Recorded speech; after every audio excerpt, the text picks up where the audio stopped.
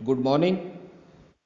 मैं doctor Surendra, assistant professor, समाजशास्त्र विभाग, एफिलेटेड कॉलेज, चौधरी चरण सिंह विश्वविद्यालय मेरठ, आप सभी का आज के इस सेशन में स्वागत करता हूं। आज के इस सेशन में हम चौधरी चरण सिंह विश्वविद्यालय मेरठ से संबंध बीए समाजशास्त्र प्रथम वर्ष के एक महत्वपूर्ण विषय के बारे में चर्चा करेंगे, जो कि आपकी परीक्षा और अन्य प्रतियोगी परीक्षाओं की दृष्टि से काफ़ी उपयोगी है। आइए आज की चर्चा शुरू करते हैं। समाजशास्त्र का अर्थ एवं परिभाषाएं। मनुष्य आदिकाल से ही समाज में रहता है, परंतु उसने समाज और अपने स्वयं के अध्ययन में काफ़ी देर से रुचि लेना प्रारंभ किया।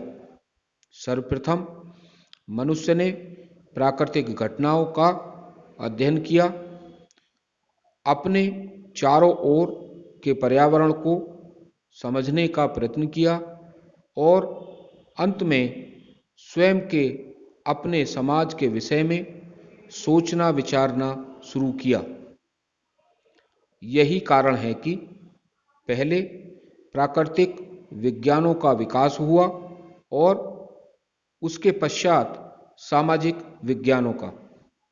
सामाजिक विज्ञानों के विकास क्रम में समाजशास्त्र का एक विषय के रूप में विकास काफ़ी बाद में हुआ। इस विषय को या विज्ञान को जन्म देने का श्रेय फ्रांस के प्रसिद्ध विद्वान अगस्त कॉम्ट को है।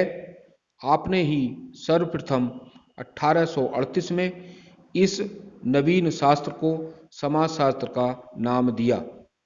इसी कारण आपको समाजशास्त्र का जनक, फादर ऑफ सोशियोलॉजी कहा जाता है। शाब्दिक अर्थ की दृष्टि से समाजशास्त्र दो शब्दों से मिलकर बना है, जिनमें पहला शब्द है सोशियस, जो कि लैटिन भाषा से लिया गया है, और दूसरा शब्द है लोगस, जो कि ग्रीक भाषा से लिया गया है।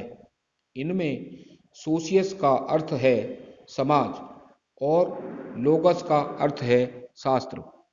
इस प्रकार समाजशास्त्र का शाब्दिक अर्थ समाज का शास्त्र या समाज का विज्ञान है।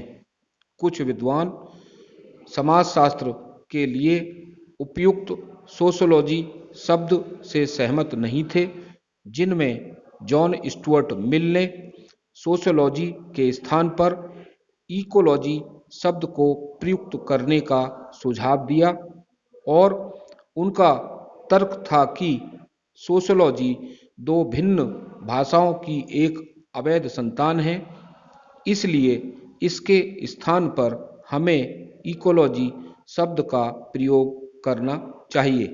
लेकिन अधिकांश विद्वान मिल के सुझाव से सहमत नहीं थे। 19वीं शताब्दी के उत्तरार्ध में हर्बर्ट स्पेंसर ने समाज के क्रमबद्ध अध्ययन का प्रयत्न किया और अपनी पुस्तक का नाम सोशियोलॉजी रखा। सोशियोलॉजी शब्द की उपयुक्तता के संबंध में हर्बर्ट स्पेंसर ने लिखा है कि प्रतीकों की सुविधा एवं सूचकता उसकी उत्पत्ति संबंधी वैधता से अधिक महत्वपूर्ण है। इस प्रकार हम समाजशास्त्र को शाब्दिक अर्थों की दृष्टि से समाज का व्यवस्थित एवं क्रमबद्ध अध्ययन करने वाला विज्ञान मान सकते हैं। विभिन्न विद्वानों ने समाजशास्त्र को अलग अलग रूप से परिभाषित किया। समाजशास्त्र की परिभाषाओं को मुख्यतः 4 भागों में बांटा जा सकता है। पहला भाग, समाजशास्त्र समाज के अध्ययन के रूप में। इसके अंतर्गत गिडिंग्स, समनर, वार्ड आदि कुछ ऐसे समाजशास्त्री हुए हैं जिन्होंने समाजशास्त्र को एक ऐसे विज्ञान के रूप में परिभाषित करने का प्रयत्न किया जो संपूर्ण समाज का एक समग्र इकाई के रूप में अध्ययन कर सके। वार्ड के अनुसार समाजशास्त्र समाज का विज्ञान है। गिडिंग्स के अनुसार समाजशास्त्र समाज का वैज्ञानिक अध्ययन है। ओडम के अनुसार समाजशास्त्र वह विज्ञान है जो समाज का अध्ययन करता है। इन परिभाषाओं के आधार पर यह स्पष्ट है कि समाजशास्त्र का समाज का विज्ञान समाजशास्त्र समाज का वैज्ञानिक अध्ययन है। परंतु यहाँ एक स्वाभाविक प्रश्न उठता है कि समाजशास्त्र किस समाज का अध्ययन करता है, मानव अथवा पशु समाज। यहाँ पर यह हमें स्पष्ट से समझ लेना चाहिए कि समाजशास्त्र के अंतर्गत मानव समाज का अध्ययन किया जाता है।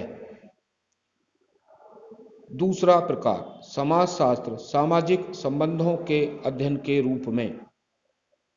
कुछ विद्वानों ने समाजशास्त्र को समाज का विज्ञान माना, वहीं कुछ अन्य ने इसे सामाजिक संबंधों का व्यवस्थित अध्ययन कहा। लेकिन समाज के विज्ञान और सामाजिक संबंधों के अध्ययन में कोई अंतर नहीं है। इसका कारण यह है कि सामाजिक संबंधों की व्यवस्था को ही समाज के नाम से पुकारा गया। मैकाइवर एवं पेज के अनुसार समाजशास्त्र सामाजिक संबंधों के विषय में है। संबंधों के इसी जाल को हम समाज कहते हैं। क्यूबर के अनुसार समाजशास्त्र को मानव संबंधों के वैज्ञानिक ज्ञान की शाखा के रूप में परिभाषित किया जा सकता है। मैक्स वेबर के अनुसार समाजशास्त्र प्रधानतः सामाजिक संबंधों तथा कृत्यों का अध्ययन है। आर्नोल्ड एम रोज के अनुसार समाजशास्त्र मानव संबंधों का विज्ञान है।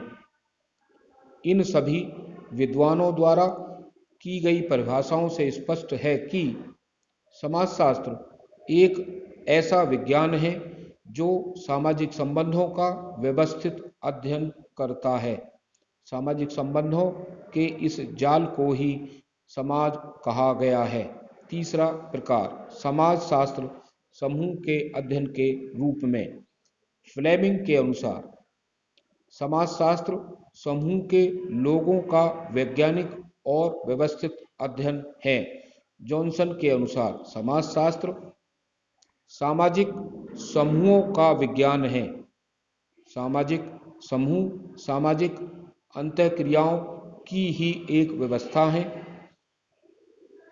सामाजिक समूह का अर्थ जॉनसन के अनुसार केवल व्यक्तियों के समूह से न होकर व्यक्तियों के मध्य उत्पन्न होने वाली अंतःक्रियाओं की व्यवस्था से है।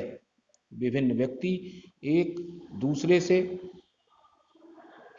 दूसरे के साथ समूह बनाते हैं, समूह में रहते हैं, संपर्क करते हैं, तो उनमें सामाजिक अंतःक्रिया उत्पन्न होती है और इन्हीं अंतःक्रियाओं के आधार पर समूह बनते हैं।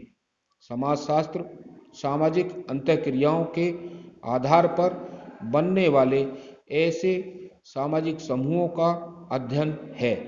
जॉनसन ने समाजशास्त्र में उन्हीं सामाजिक संबंधों को महत्व दिया जो कि सामाजिक अंतःक्रियाओं के परिणाम स्वरूप उत्पन्न होते हैं।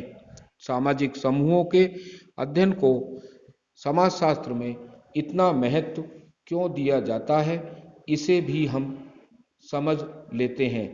व्यक्ति समूह में रहता है तथा उसकी विभिन्न गतिविधियों में भाग लेता है और अपनी आवश्यकताओं एवं लक्ष्यों की पूर्ति करता है।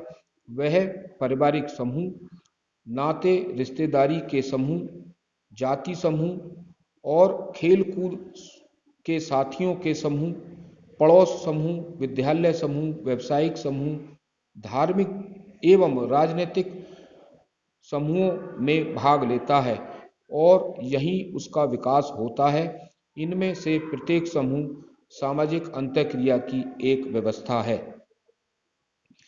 नंबर 4, सामाजिक अंतःक्रियाओं के अध्ययन के रूप में कुछ समाजशास्त्री समाजशास्त्र को सामाजिक अंतःक्रियाओं के अध्ययन के रूप में परिभाषित करते हैं। इनकी मान्यता है कि सामाजिक संबंधों के बजाय सामाजिक अंतःक्रियाएं समाज का वास्तविक आधार हैं। सामाजिक संबंधों की संख्या इतनी अधिक है कि उनका अध्ययन कर पाना बहुत कठिन कार्य है। अतः समाजशास्त्र में सामाजिक अंतःक्रियाओं का अध्ययन किया जाना चाहिए। अंतःक्रिया का तात्पर्य दो या दो से अधिक व्यक्तियों, समूहों का जागरूक अवस्था में एक दूसरे के संपर्क में आना और एक दूसरे के व्यवहारों को प्रभावित करना। सामाजिक संबंधों के निर्माण का आधार अंतःक्रिया ही है। यही कारण है कि समाजशास्त्र को सामाजिक अंतःक्रियाओं का विज्ञान माना गया है। ऐसा मानने वाले विभिन्न विद्वानों ने निम्न प्रकार समाजशास्त्र को परिभाषित किया है। गिलिन और गिलिन के अनुसार व्यापक अर्थ में समाजशास्त्र व्यक्तियों के एक दूसरे के संपर्क में आने के फलस्वरूप उत्पन्न होने वाली अंतःक्रियाओं का अध्ययन कहा जा सकता है।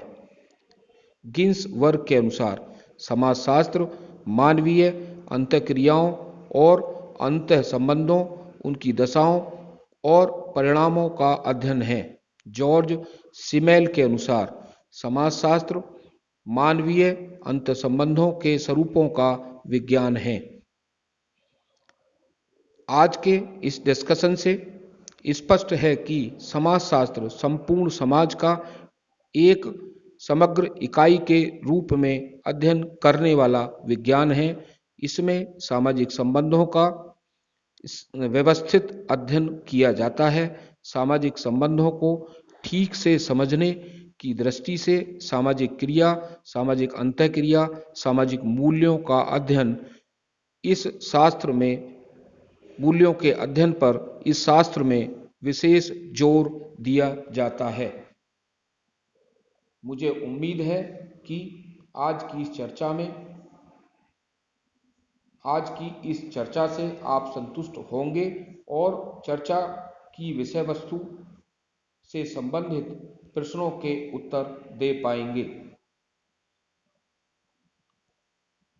अन्य महत्वपूर्ण बिंदुओं के बारे में जानकारी के लिए आप सभी मेरे इस YouTube चैनल को सब्सक्राइब जरूर करें, लाइक करें और अपने अन्य दोस्तों को शेयर जरूर करें, जिससे कि वो भी इसका लाभ उठा सकें। धन्यवाद।